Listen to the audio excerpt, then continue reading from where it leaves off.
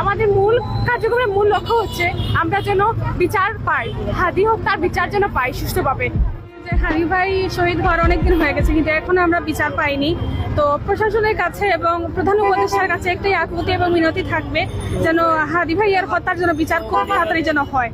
Justice for ইনসাফ কর্মসূচি পালন করতেছি মূলত আমাদের শহীদ হাদি ভাইয়ের হত্যার বিচার চাওয়ার জন্য। আপনারা অবশ্যই জানেন যে গত 12 ডিসেম্বর ওনাকে গুলি করা হয়েছে প্রকাশ্যে এবং 18 ডিসেম্বর উনি মারা গেছেন। সো অলরেডি 1 মাসের মতো টাইম হয়ে যাচ্ছে, কিন্তু প্রশাসন থেকে আমরা সেরকম কোনো উদ্যোগ দেখতে পাচ্ছি না। এখানে আমরা সাধারণ জনগণ, আমরা স্টুডেন্ট, বিভিন্ন পেশাজীবী মানুষ একত্রিত হয়েছি উনার হত্যার বিচারের জন্য।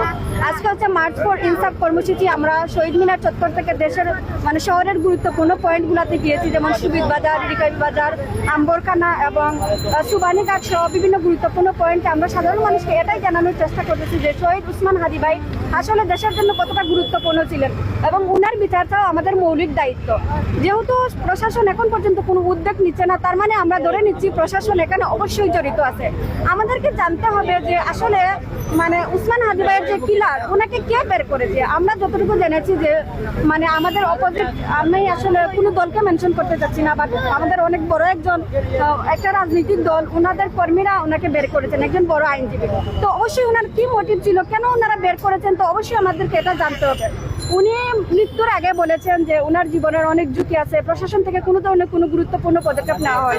আর উনি একজন মানুষ, দেশের জন্য কাজ করতে চাইছেন, তো বিচার চাইছেন। যে উনি বলেছেন যে আমি মারা গেলে আমার হত্যার বিচার করতে হবে, কারণ ওনার হত্যার বিচার না করলে স্বাভাবিকভাবে দেশের জন্য কাজ করা কেউ আর জন্ম নিবে না।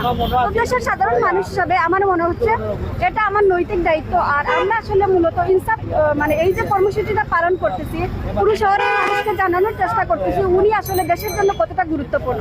এই জন্যই আর কি আমরা এখানে সমাবেত হয়েছি।